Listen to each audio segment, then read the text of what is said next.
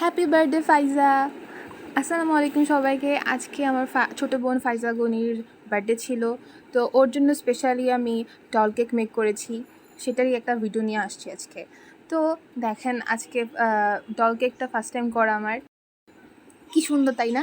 মাঝখান দিয়ে একটু পাউন্ড কেক কেটে নিচ্ছি বাসার জন্য। আমার বাসা সকলের নাস্তা হচ্ছে পাউন্ড কেক।